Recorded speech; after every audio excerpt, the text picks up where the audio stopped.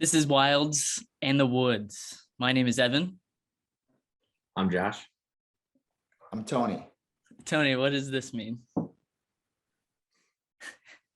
I don't know. I just thought you didn't. I didn't. Okay. I'm going to read a quote from a book we're all reading 7 days into Wild32. And it comes from a book titled Iron John. I speak of the wild man in this book, and the distinction between the savage man and the wild man is crucial throughout.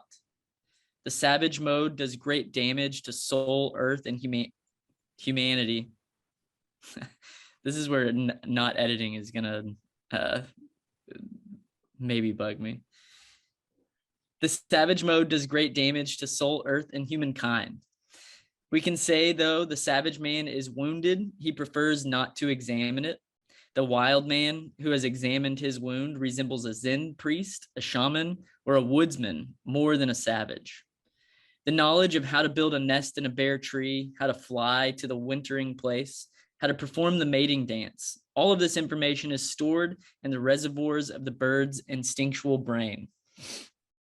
But human beings, sensing how much flexibility they might need in meeting new situations, decided to store this sort of knowledge outside the instinctual system.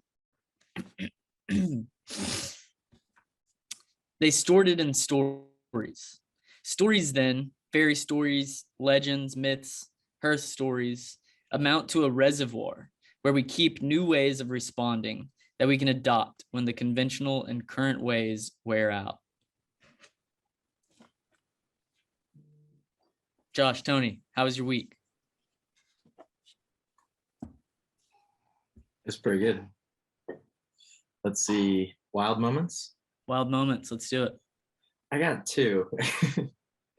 And I promise this is not to carry on the theme from 2 out of the 3 last time. However, it is an important one to share, I know. So this is actually just my ploy to get you listening to all the podcasts to go in before. So anyways, you have to have listened to last podcast to understand my story this week. This is good. So anyways, top-notch marketing right there. Exactly. Yeah. At least I'm letting people know that this is my tactic. But anyways, so my in-laws bought this massive play set for my boys. It's like a 2-story, has this swing, monkey bars, like rock wall, you name it. So I've been putting it together all weekend. I spent probably like 8-10 hours each day working on it. So anyways, my 2-year-old son, who we've been potty training, he comes up to me and says, daddy, poo poo. And I'm like, hold on, buddy. And I'm holding up, 2x4s and doing different things by myself. And anyways, my other son, my 4-year-old, says, daddy, I'll go get a rock. And if you were listening to the story last week, I had to wipe my kid's butt with a rock. And so somehow, because my one son had to go to the bathroom, my other son was going to help in lieu of toilet paper and get me an appropriate rock for said wiping. We didn't have to use it, thank goodness, but that seemed relatively wild that a rock was the appropriate alternative from my 4-year-old son. Yeah, so that was one wild moment. I guess the other one was, so last week my wife was under the weather. She was feeling sick, so I had to take maybe a half day on Thursday and then a good portion of Friday off. And when I get into situations like that, I don't like to compromise on like working over the weekend or something. And so basically last night I worked from like 9 a.m. till like 1 in the morning and then woke up before this call. And so I think like when I got up, I'm like, that's just what I had to do. Like it felt instinctual as opposed to like dipping into other areas of my life. So yeah, that felt like a wild moment that I was prioritizing a lack of sleep or going against maybe some other norms to survive and flourish in other areas maybe. That's good. Seville got a paddleboard last week. I think I may have mentioned this to one of you guys, but we took it out to Mary Lake, which is about 5 minutes from the house. And Seville took it out for a couple spins, and then the little ones, first Sky, who's 15 months, she's got her little life jacket on, and Wilder went out first, the 3-year-old. So with his little life jacket on, and then she put her life jacket on. They both went out on the paddleboard with Seville, and they went out, I'd say maybe 150, 200 yards. I mean, they went out a while into the lake, and it was fun to watch, but also to imagine what that experience is for the little ones, that you're floating out there on this big lake, where you're just surrounded by water, right? It's a very different, awesome. Yeah, it's a very different thing, right? And Seville commented on how calm the kids were. She started close to the shore to see how they would respond. But they were just uncharacteristically calm and motionless, just taking it in. Like, they weren't scared, they weren't nervous. But yeah, it was, they were different than how they almost always are. Yeah, that's awesome. Yeah, in a way that was really interesting. Evan, how about you? Yeah, mine was from my run yesterday. Before I get to that, I don't want to forget it. That makes me, the image that kept coming to my mind as you were telling that story and talking about your kids being on that paddle boat. It's like I feel that way about the earth, kind of floating in the lake that is the universe at times. It's a really cool, tangible metaphor for like what's happening on a larger scale. Dude. Yeah.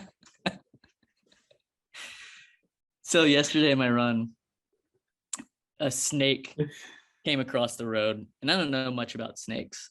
I don't know if it was like a good one or bad one, but I let it do its thing. I did pause and just kind of observe it. Observe it. And I observed the snake as it was going across the road. And I got back to running, and I'm new to these longer distances that I think you both have been doing for a while. And at a certain point, there's a mental clarity that I have not been doing this for a long time. It's really enjoyable. So this snake came across my path at that point. And I'm a fan of Jonathan Pageau and his podcast on symbolism. And he's constantly talking about this idea that as above, so below.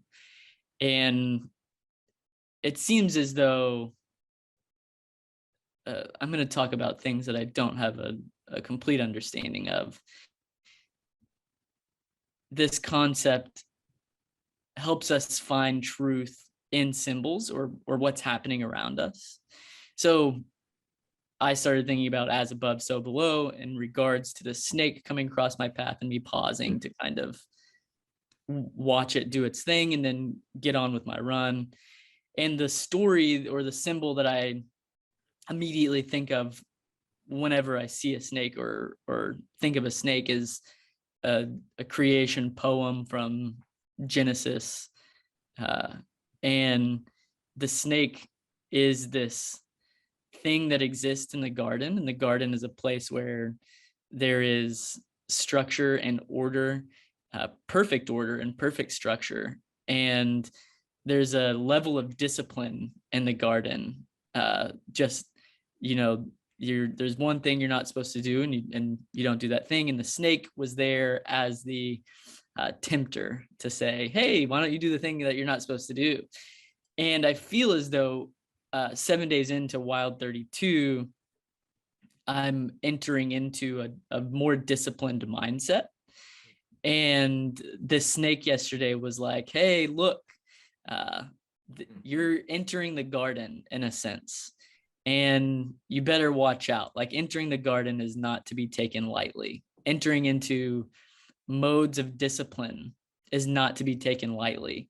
And there are things that are out there to get you. And it's not in a sense of like, I'm going to war or anything, but it was motivating, like just like a warning or a sign that this is a disciplined zone, and there is yeah, be aware, maybe is it. And then when I think of a snake too, I think of the icon. There's an icon of Christ with the snake under his heel, that kind of represents this resurrection or new life. And I think of that symbol and the symbol of the snake. And as far as I know, there was never a story where Jesus actually like crushed a snake with his heel. That symbol or that icon points beyond to a truth. And so it's like, well, if Jesus didn't actually crush a snake with his heel, what's being said here? And it seems as though there is a way of existing in the world that causes us to crush the snake with our heel. So I've been thinking about that way, and what it means to live a life fully embodying the divine masculine and the divine feminine, so that we may crush the snake. I may crush the snake under my heel, if not literally, metaphorically. Some deep stuff, dude. Evan's definitely the smart one. I'm talking about wiping my kid's butt with a rock, and you're talking about, well, holy smokes, this is amazing. I mean, so while you decided to go along with the poop thing forever, Josh, Evan took a hard right from his poop story last I do feel like it was necessary based off of my story last week. I just stick to what I know. That's funny, Evan. Is on my run yesterday, actually, the first thing that came to mind for a wild moment today was running across a big ass snapping turtle on my run on the road. The sucker was a solid 2 foot long. Yeah. I got home, told Seville, she said she had seen one not long ago out there. And there was like somebody who'd gotten out of their car to go like try to help move it along. Somebody else stopped their car and said, "Don't touch it." This is not your mama's box turtle out here. You got, yeah, they're mean looking suckers. Yeah. But, I don't think that there's any Bible verses with Jesus interacting with a snapping turtle. I'll Google it. But don't take my. Yeah, there's a reptilian the symbol there, though, the reptile brain, if you will, or the instinctual things that bite you. Yeah. I do feel like that's an appropriate warning 7 days in, though. That's really good. Yeah. And then I wasn't trying to necessarily tie that into the quote from Iron John, but it seems as though that's like a good segue to talk about stories. Why symbols and stories are important for us as we navigate our life. How can we lean into symbol? How can we lean into myth, legend to become better men? Yeah. Go ahead, Tony. Oh, no. Please. And what would a Zoom conversation be without two people talking over one another? Please, Josh. Jack loves stories. So Jack's my 4-year-old, and every night I get roped into telling him like 2 to 3 stories. But he's super into Disney movies right now, and they do provide like a pretty awesome context for like stories. And then I always try and like hit home the lesson. But it is something that like we can point outside of us and like draw in to be able to convey a lesson. So, you know, Jack's in a stage where he's pretty rambunctious, very, very strong willed. He gets like a switch flip pretty easily in terms of like just getting upset and getting worked up. And so being able to be in the home, which I think is another important thing, like with Iron John, like I get to spend a ton of times with my boys being, you know, in the home working out of here. And so I get to hear all the things going on throughout the day. So I have information to weave into the stories that are provided by, you know, some other type of story. So I can like connect the lesson, but it sticks with Jack. Like the next morning, he'll be talking about it. So there's something just like natural that we gravitate towards, but also like helps us, you know, truly process whether we're, you know, 34, 35 or 40 or, you know, 4 years old. It's pretty cool. There's something to shared stories, like the power of a story that's known by society at large. And I think that's something that an organization like Disney does for us. They give us stories that we share with one another, and we have contexts for, which seems to be important as well, as we store these pieces of information in these stories and pass them down from generation to generation. And it's also a really peculiar development as human beings, right? That Disney would perform that role. Right? And I believe that speaks directly to what we're playing around with here with Wilds in the Woods, is this cultural context we've come of age in, where we we don't really have a culture, right? It's like it was one created out of whole cloth, or maybe it's more accurate to say that it was just this hodgepodge of all these different people and different cultural backgrounds, right, merging together in this mess of energy that is the United States, right? And say with industrialization, and then, you know, the rise of say like corporations as a major force in the United States, you know, with all of the sort of problematic implications there. When I describe kind of where I grew up in the suburbs of St. Louis, I think there was like a sort of a cultural vacuum where like what we were largely or how we organized ourselves really was materialistic. It was like what we were interested in consuming, in a way that, yeah, that we've needed to, or let's say that companies like Disney have filled that void, because it is a real void. Yeah, it seems as though there's like this, they leveraged the consumption mindset or consumption behavior to reintroduce stories to society as well, because they are making good money off of the stories that they're telling. They're not telling stories for the sake of telling a story.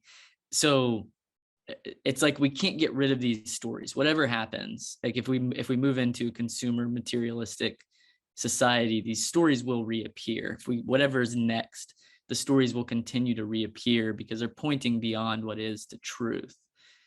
And it seems as though we, in being so materialistic, I don't know when, lost the ability to engage with a story in such a way where we break it into two categories. Like, that's a historical event or that's not a historical event. And if it's a historical event, we find meaning in it. If it's not a historical event, we don't find meaning in it. And that seems really harmful to the power of these stories like Iron John, where it doesn't matter as much if this thing actually happened or not, but like, what is it saying?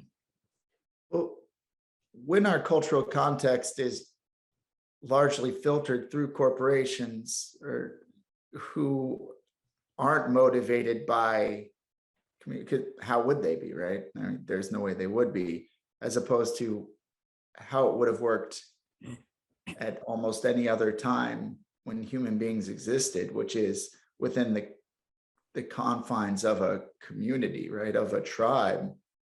There is isn't it an inevitable, I don't know if perversion is the right word, but there's a warping that takes place to some degree, right? Isn't that going to happen? I don't have a good answer. Is that episode 3? Well, yeah, my point be that it's like I first read Iron John, I would say in like 2016, maybe. And I did look at mythology kind of side-eyed the way you're talking about, Evan, right? That even at that time, having spent a fair amount of time and energy on sort of my spiritual journey or whatever, the mythology, I need to kind of squint my brain a little bit to be able to embrace. And frankly, I'm still that way today. And but at the same time, what you read there, I mean, I remember that passage from way back when, and having revisited since then, that distinction between the wild man and, something, say like something savage, is really important. And it means something really essential to what it means to be human, right? Not just a man. And unpacking the story,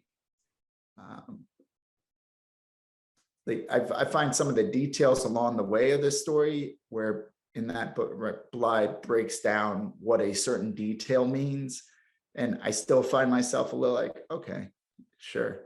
But the overarching essence of the story, it does resonate on a level that is deeper than the intellectual. Right.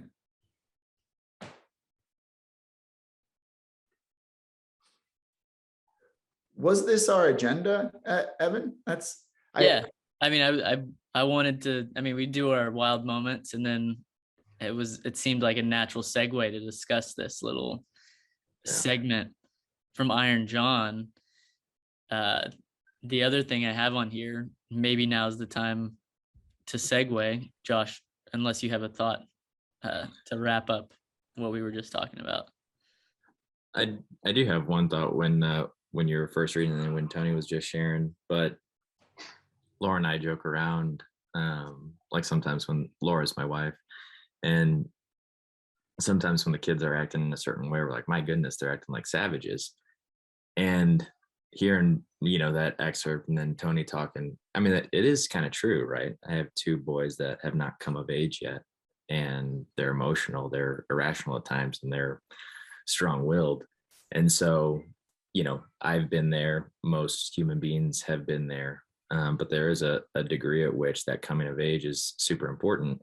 But if I'm not working on my stuff, if I'm not still, taming the savage, the savage one, why can't I expect anything different for my kids? So I think, being able to lean into those stories to, one, make sure that I'm sharpening my direction and, squashing some of the savage nature that I have, and making sure that I can, be there to speak into the things that my kids are going through too. Anyways, I appreciate you both sharing that stuff. That's good. It seemed like the talking about the squashing of the savage, or like acknowledging the savage man and then doing something about it seems to be key to everything we're doing with Wilds and Woods in some way, like a rite of passage. What we're doing with Wild32 right now, and what we hope to do with the online communities for men, is the awareness of the savage man seems to be the first step of approaching and dealing with the savage man within. And then approaching and dealing with the savage man with a balanced divine feminine and divine masculine. It's not all violence to the savage man. It's an understanding and a compassion to that which is within us that we may not want within us to a certain extent.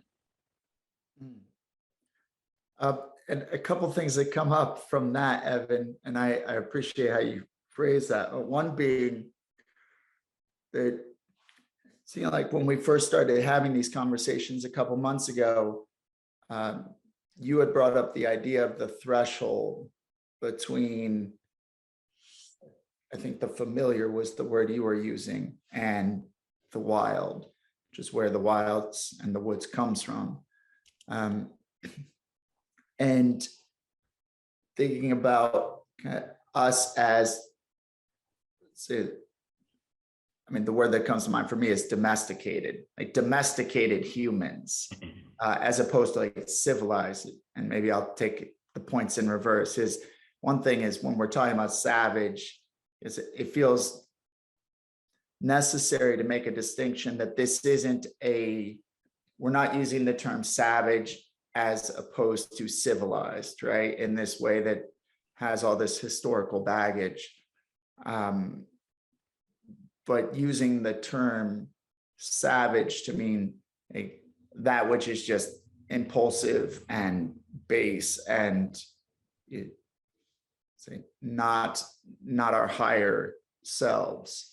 So then to think about the wild man as the answer to this feeling of being domesticated that I've had, where I have avoided crossing the threshold for long periods of my life into wild places, and have just stayed in the comfortable, in the familiar, in the soft, in the easy. And bad things happen when I do that. I become a worse version of myself and a more destruction version of myself. So like the trick is that how do you cross that threshold,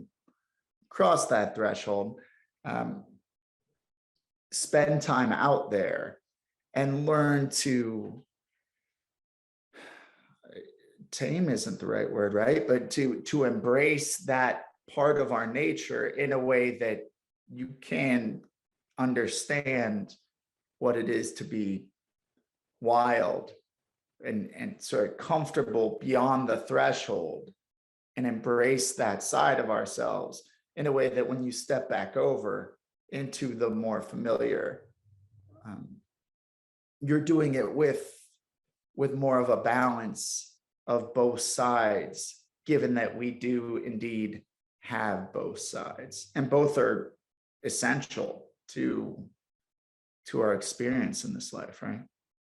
Yeah, I think you just mapped out what we're doing really well. It's entering the wilds and then returning home, leaving home, entering the wilds and returning home. And the purpose of entering the wilds is to return home a better man, not to stay in the wilds. So I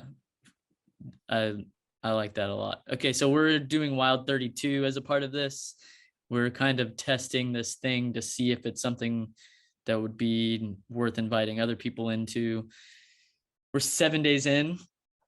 Tony has a marathon on the 32nd day or the first day after Wild32. I forget which one, but how's the first week gone for you guys? It's gone pretty well for me, I would say. So I guess a quick rundown of what we're doing makes sense, where it's essentially 32 minutes of working out a day, 10 minutes in silence, 10 minutes of reading something nourishing, 10 minutes outside. And then we are being mindful of substances, avoiding anything stronger than caffeine, and no sweets. And then we are checking in daily with one another. And let's say, what are the two questions with check-in? One thing I'm grateful for today, and one thing I'm feeling today. It's been really good. Just the process of checking in is really interesting in how that sort of starts to shape behavior and affect my thinking through the day. The working out has been good. Like, I typically work out like 4 times a week. So like, it was funny on Sunday night, 2 nights ago, to be like, well, son of a bitch, what am I gonna do? Like this, I went. So like going down to the basement and getting on the stationary bike at 10 o'clock for no reason other than because of this. It's like, I guess this is a good thing. Yeah, it's been, and the hardest thing for me, and because we added the sweets thing at my request, because it's a struggle for me. So like day 1 where I bust out a mango lassi and I'm like, can I do this? And I'm like, probably not. And then I pick up some Frosted Flakes for the kids. So I was like, can I do that? And I was like, wow. I loved how that's developed too, where it's like the requirements for a Wild32 day are broad enough for us to question things throughout the day, which I really like, because we know the answers ourselves, like to whatever it is. I'm just convinced that we all have the answers we're searching for inside of us, but gosh, it's helpful to have somebody to bounce that off of and confirm that which is within us. Pretty good. The mango lassi was a really good question. I had Tony sent that, and we have a bunch of dried mangoes. So at our house, which are not the sugar, or they're the ones without sugar coated all over them. So I went and I had a mango. I was like, oh man, this definitely feels like cheating. I'm sorry to make you sad in that moment. I don't think that was cheating, for the record. I think unsugared dried mango, I'm okay with that. Yeah. The sugar mango seems like just crazy to me, speaking of which. The sugar any fruit. Yeah, it just doesn't make sense. It's too much. Yeah. I mean, I'll eat it for sure. I mean, I'll eat a lot of it, but I will say we've made some couple adaptations with it. And one thing that we introduced in Wild32 as like a disclaimer is, for some things on a given day, like 10 minutes of reading or 32 minutes of exercise, somebody could go above and beyond and cover somebody's butt who maybe didn't get the discipline again. So the idea is that it's group progress, as you know, a bunch of dudes just being better dudes. And so one thing going into last night, Evan sent us a text in his check-in that he had done 64 minutes. And he's like, hey, use 32 minutes as a gift if one of you needs to prioritize something else. And so last night I already shared, like, I had to get a bunch of work done. Laura and I, like, you know, had a long day or whatever.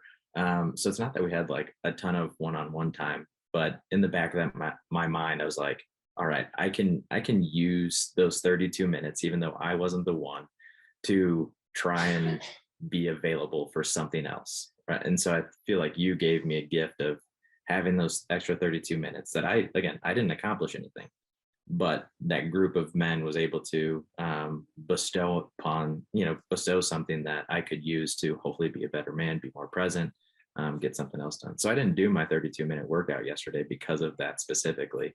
I feel like kind of cheating at the same time. Like, that's a weird thing to accept. But at the same time, accepting it was like a very good practice for me. But anyways, so thank you publicly. Evan. I Yeah. appreciate that gift. Yeah. It's a crazy idea. Like the motivations in doing so were kind of twofold. One, I genuinely was like, what? So I'm going to back up a little bit more. The check-ins have also, like, we've gone a little bit further than just what I'm grateful for and what I'm feeling. Like things are coming out in our conversations that seem really good things, seem like really good things to focus on. And one of the things that we've said about Wild32 is if we're not becoming better husbands, better fathers, better friends, better colleagues, better men, then it's not accomplishing what it's meant to accomplish. So in doing that yesterday, one, the selfish motivation is I want to rely on one of you guys one day, or both of you one day, whenever I'm not, like whenever the day just won't allow for me to do the exercise or do the reading. So I'm going to ask for that at some point in this 32 days. Like I can almost guarantee it. And then the other is I worked out way hard. Like there was this motivation. I definitely would not have done 64 minutes yesterday if there weren't a purpose behind it, like a greater purpose behind going that extra mile, quite literally, to do 64 minutes so that it could be used. And then the other part of it too is like, I didn't know whether you'd use it or not. And that time, the way we're setting it up doesn't carry over to like today. So it could have just been, hey man, you worked a little harder today, and everybody still does their workout. And I think that's good too. Yeah. But there was something still motivating about it. It changed the way that I approached my exercise fundamentally yesterday. Yeah. During the exercise of like, hey, why don't you just go ahead and do this? Yeah. Because you're going to need it one day too. Have you guys watched the episode of The Crown yet? Okay. So there's something I'm going to be thinking about and probably doing some research on as we do this is men getting to the place where they ask for help. Like asking for help seems like a difficult thing for a savage, and it seems like something that a wild man does. So the distinction between thinking we need to do everything on our own and then maturing to a place where we know it's okay and necessary and good to ask for help. So that's something that I want to remember as we go through this in every form. But that's what that episode was essentially getting at. I think the other thing with that too, like what I appreciated about your approach is that you threw it out there, and even in your text, it didn't seem like there was any attachment to somebody using it. Yeah. Right. So to do something that may or may not be used, but for a greater good, like it was super, super cool. I've really enjoyed that. That was Seville's idea, Tony? Or was that somebody else's idea? To have like allow us to combine. Yeah. I think that was me, but it was a really good idea. Yeah. Yeah. Well, and that's what was coming to mind is how quickly this thing is evolving as we do it. I find myself having 3 or 4 ideas a day for what's going on. And being really, frankly, grateful that it's happening. I mean, that it's working so well in terms of like affecting behavior on a daily basis, and then also creating the connections or opportunity, the space to connect. It's almost like, well, why don't I already have this? It's like it's so basic and simple that it's like it shouldn't have taken this long to figure out how to do this thing. It's kind of amazing. Yeah. I got a text. So I texted a friend of mine who I'm running with once a week yesterday, the run that I did. So this is the crazy part too, is what we're doing here seems to spill over into my other relationships, which is our stated purpose. We become better friends, husbands, fathers, and it seems as though it's working in that way, and it is so simple. But this is the text I got after I literally just sent him a photo of the watch and the workout, right? It's like, I had a pretty crappy day and had no motivation to run tonight. My wife encouraged me just to get out for at least a walk. I started jogging and thought about you crushing your run today. Thanks for the motivation. One of these days I'll return the favor and get out there before you do. And it's almost a 6.5 mile run on a day that he didn't feel like running, which Awesome. those are the runs that are like, have the impact. And also in doing so, he acknowledged 2 people that got him there. Like, it wasn't, I don't want to run, but I'm going to go do it, which seems like so much of what masculinity is supposed to do, overcoming everything on our own. But it was his wife and a friend. And those combined caused him to get out and do something which seems meaningful. So yeah, it is simple, and this does seem to be working, and I'm really enjoying it. Pretty awesome. Cool story. Yeah, that's cool. This is where, if we were doing a 2-hour podcast, we would have many more things to talk about, but we're doing a shorter version of a podcast than 2 hours. Any closing thoughts? I'm very excited to see like these check-ins week to week, like having the podcast, like right, we're 7 days into it. And so experience tells me that this was probably the easiest 7 days. And we'll probably still be going like with a little bit of momentum in the next 7. And it might get a little bit harder after that. So like that's exciting to me, because I feel like we've attacked it. Like the check-ins are super, super powerful because there's a lot of substance to them. Like I read them and reflect pretty much the whole day on them, but kind of leaning into that and making sure that part of all of it is very alive and present, and something that is like an anchor point, as we try to change these from, momentary discipline to like lifelong disciplines. So I'm like super, super excited to see kind of how the next couple of weeks unfold. My main thing top of mind is just that amazement at how effective it has been, and how quickly my thinking is moving along with it. And